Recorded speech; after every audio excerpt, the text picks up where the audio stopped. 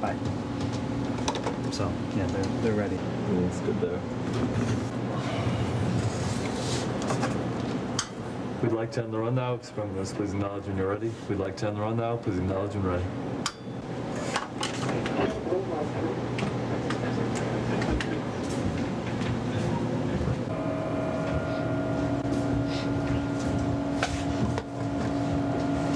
Access has begun. It will last for 1 hour. Access has begun and it will last for 1 hour.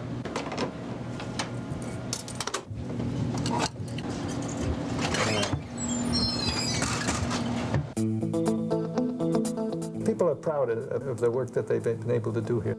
The physicists, of course, are doing it because they love physics and are curious about the physical world.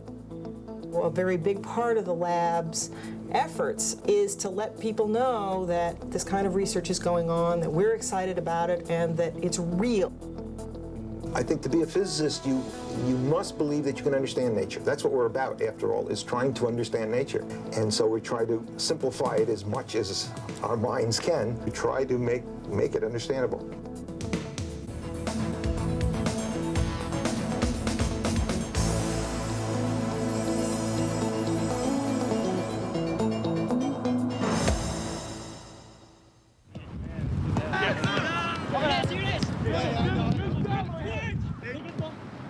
In our everyday world, the laws of physics are known through the familiar behavior of objects in motion. But 40 feet below these athletic fields at Cornell University, the physical laws are being studied in a realm billions of times smaller and seemingly far removed from common experience. Here, in an enormous underground particle accelerator, researchers at the Wilson Laboratory are investigating elementary bits of matter by accelerating them to nearly the speed of light, then smashing them together. Staffed by more than 140 physicists, technicians, and accelerator operators from Cornell, the facility is part of a collaboration of more than 200 other researchers from over 20 institutions who gather to study the varied products of electron-positron collisions. Well, one goal, of course, is to understand the physics that we can explore with the facility that we have. Another is to upgrade and improve the performance of the facility so that we can cover a wider range of topics, answer some of the questions that were sort of turned up with our first investigations, but not completely understood. And the third goal is the training of students, graduate students, undergraduates. A lot of people come through this lab and learn a lot of different skills. How's that? These physicists, who come to Wilson Lab from all over the world, are seeking answers to questions that have been asked since the dawn of civilization about the nature of matter in our world and our universe. How did the universe begin? Will it ever end? Is there a fundamental structure to matter? And if so, what are its basic components? In a way, questions such as these are the driving force behind the search for knowledge in every realm of science. Well, if you go to a biologist and you ask a biologist, what is the world made of? They're going to say, well, the world is made of living organisms that are made of cells and DNA. Then if you go to a chemist, they're going to start at the molecular level and they're going to say the world is made of molecules. And now you go to a physicist, and the physicist starts with an atom and says the atom is made of an electron with a nucleus made of protons and neutrons. And now you go to a particle physicist, and the particle physicist takes apart the proton and the neutron and says they're made of quarks. And so the particle physicist is at the lowest level of the chain, if you will, the smallest building block from which all matter around us is made. Here's what it looks like for hadronic reconstruction. The helicity of the tau, the pi. Based on research conducted in particle accelerators since the 1960s, scientists now believe that nearly all matter in the known universe is made up of varying combinations of 12 fundamental particles, 6 quarks, and 6 leptons. We see 200 or more particles that we are able to produce in particle accelerators. And we are able to reduce, to explain that enormous variety of particles with 6 quarks and 6 leptons. Physicists have given these unfamiliar particles rather familiar names. The 6 quarks are called up and down, charm and strange, top and bottom. The 6 leptons include the familiar electron and the less familiar electron neutrino, muon, muon neutrino, tau, and tau neutrino. Physicists know that these particles exist, but not why they exist. For example, almost all matter in the universe is made from only 2 of the quarks, up and down, and just 1 of the leptons, the electron. So why do the others exist at all? This is one of the mysteries that particle physicists are trying to unravel. Another mystery involves their behavior. Leptons may exist all by themselves, but quarks are found only in pairs or triplets, in combinations that create the substructure of higher particle classes. Protons and neutrons, for example, contain 3 quarks. Mesons contain only 2. It is the behavior of certain mesons and the quarks from which they are made that is of particular interest to Wilson Lab scientists. One of these particles, the B meson, may hold the key to our understanding of matter on a much larger scale. It may help to explain the earliest moments in the evolution of the known universe. Nothing in human experience or imagination can approximate the immensity of the Big Bang, the colossal explosion of space-time from which the universe began about 20 billion years ago. In the first moments of this event, all of the matter in the universe existed as an extraordinarily dense mass of freely interacting particles. No atoms or molecules, no planets or galaxies. You can see there that since you've compressed everything to an enormous density, an extremely small size, the interactions between the microscopic constituents will play a foundational role in the properties of that universe. To some extent, the only way we have of simulating in any way what happened to the Big Bang is in these particle accelerators, where we can make the energies not anywhere close, but at least closer to what it was at that initial Big Bang. By studying particles like the B meson under controlled conditions, physicists may someday be able to explain one of the most profound mysteries of the cosmos, the disappearance of antimatter. Antimatter is a sort of mirror image of everyday matter. For each of the 12 fundamental particles, there is a corresponding antiparticle. While these tiny bits of antimatter can be generated in particle accelerators, they are rarely found in nature.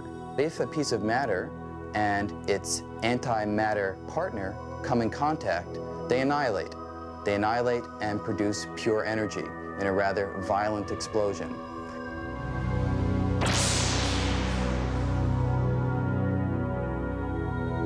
At the sort of the moment of creation, that moment of the Big Bang, the universe was equally populated with matter and antimatter.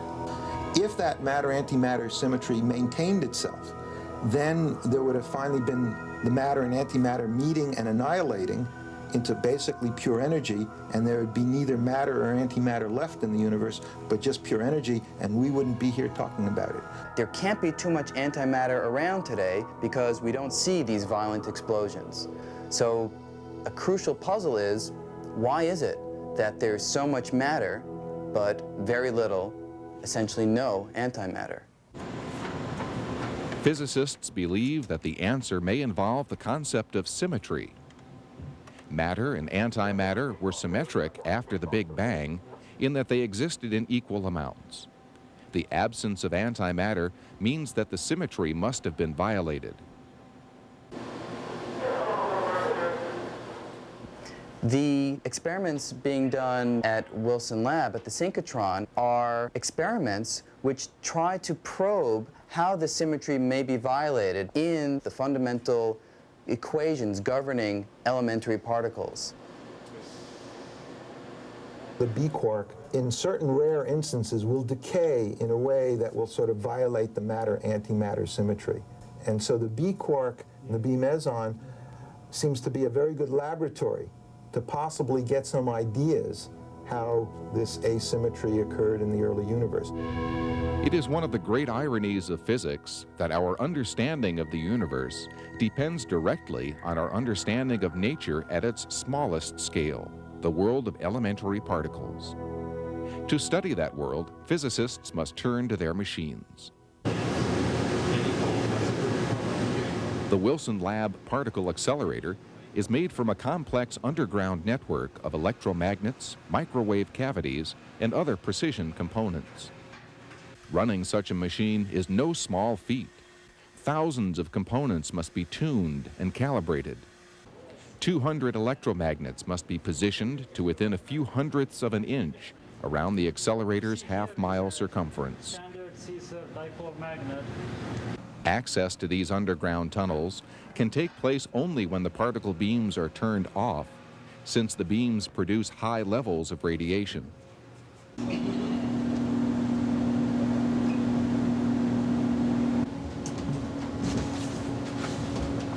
The LINAC and the synchrotron will be coming on. Please clear all radiation areas. LINAC and synchrotron coming on. Please clear all radiation areas. Thank you. As a safety measure, special cylindrical keys are carried by everyone working in secure areas. Until they are returned to their control room panel, the particle beams cannot be turned on. For all of its complexity, the many varied functions of the accelerator can be directed by a single operator who now controls one of the most powerful tools available for studying the subnuclear world. The particle beam pipe runs the length of the system's 4 major sections. The linear accelerator, or LINAC, where the beams are generated. The synchrotron, where most of the energy buildup takes place. The storage ring, where the beams are stored for experimental analysis. And the interaction region, where critical adjustments are made. The final component is the detector, a massive 3-story chamber crammed with instrumentation. It is here that the beams are finally brought into collision.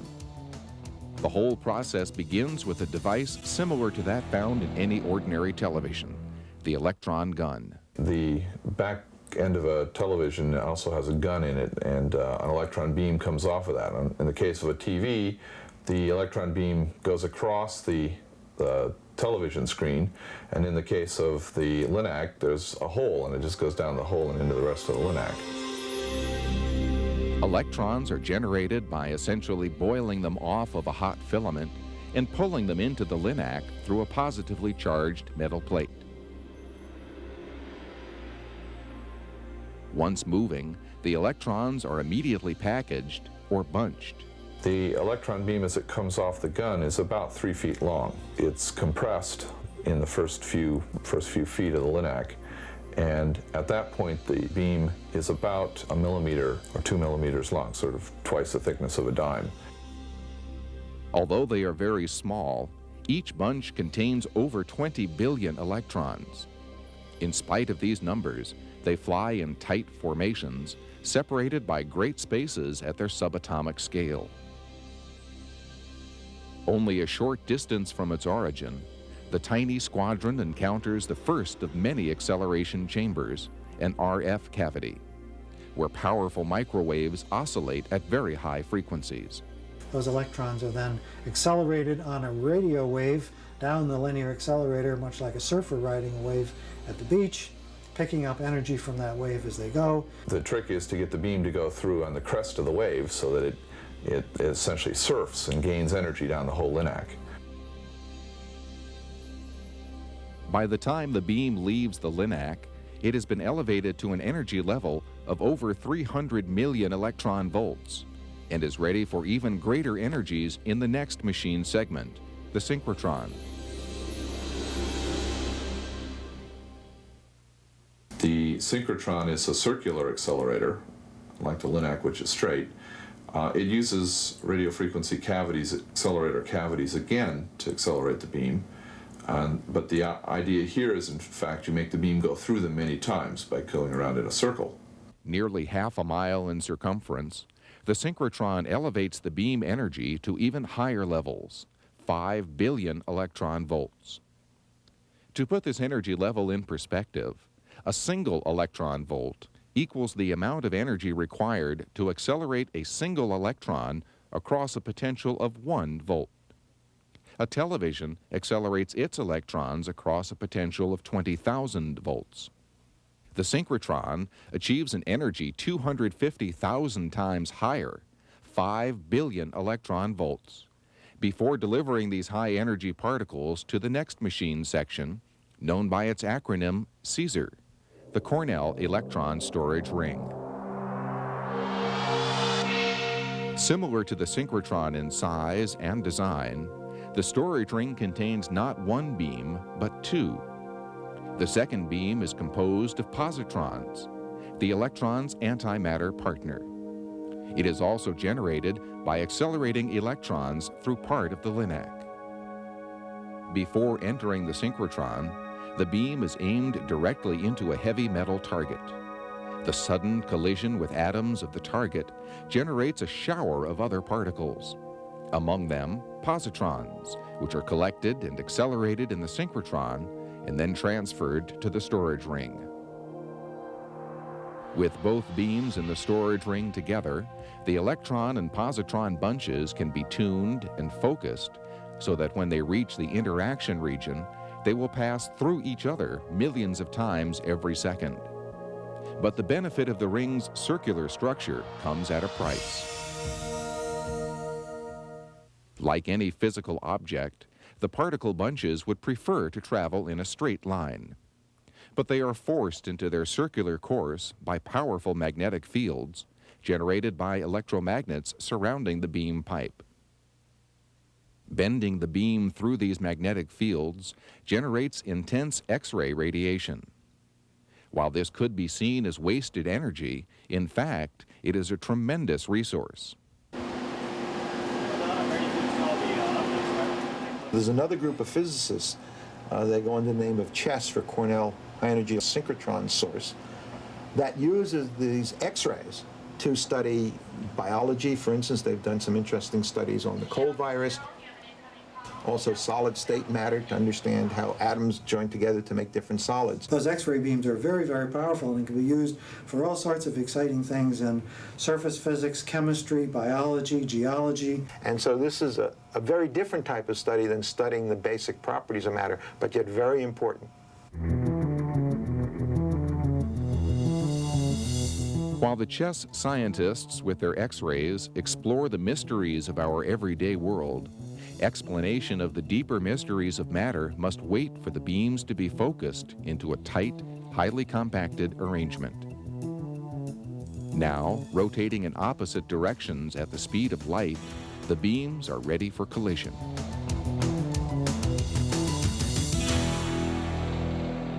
I'm going to be talking about measuring the branching ratio for B to D. During a typical experiment, the machine will produce millions of electron-positron crossings every second and mountains of data. It is analyzed by a collaborative team of faculty members, postdocs, and graduate students. What we're trying to do is put together a complete picture of the behavior of all of the particles. You can think of the electron and the positron as just coming in, 2 particles coming in, annihilating, and suddenly turning into a bunch of other stuff which comes out. And we get to look at the fragments, maybe a half a dozen particles from each of the quarks or mesons that come spraying out in every direction. So we build a detector all around the interaction, and then our detector's job is to get as best it can the answers to the kinds of questions that we want the answers to, that will allow us to reconstruct what happened. If someone smashed a watch on the floor, you'd have bits of glass and springs, and from those little pieces, if you worked hard enough, you could reconstruct the original watch. Well, that's what we're doing. From the broken pieces, if you will, of the B meson, we're trying to understand the properties of the parent particle. While there are an enormous number of particle collisions during an experiment, the events of interest to these physicists are actually quite rare, sometimes occurring only a few times during many months, even years of experimentation. Like detectives investigating the scene of a crime, they study evidence accumulated by the detector, named Cleo, in which the ultimate secrets of matter begin to unfold.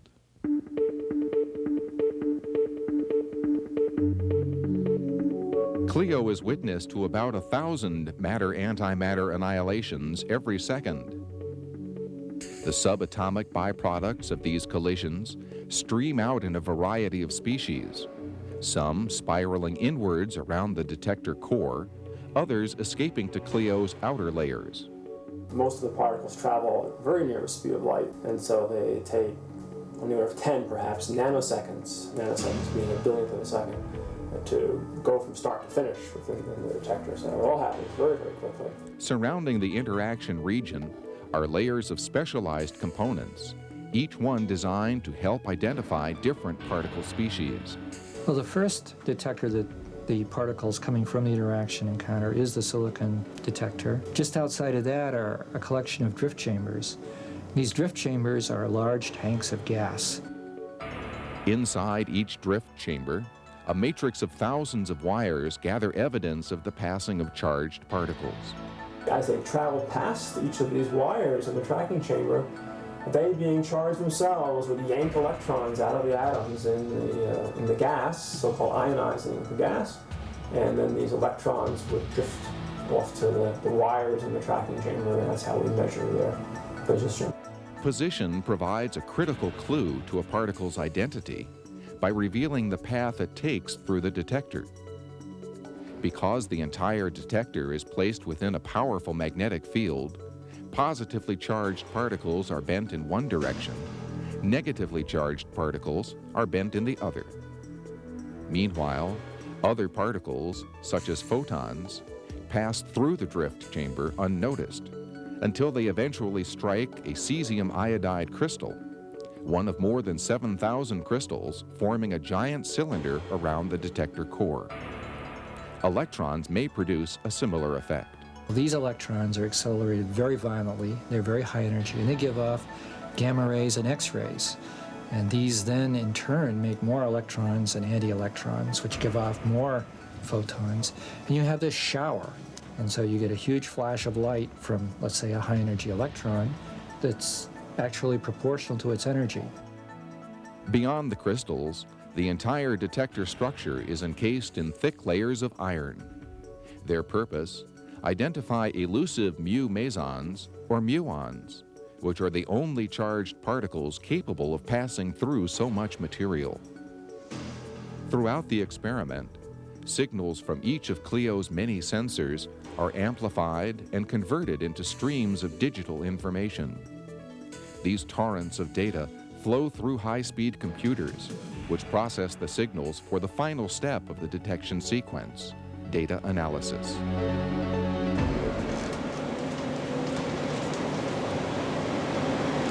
From the records of millions of collision events, physicists must select the most appropriate data, analyze it, and develop an interpretation of the events that produced it. The first thing that has to happen is you must tell the computer that something interesting has occurred in the interaction point. And that certainly has been one of the focuses of my activities, is to determine the so-called trigger.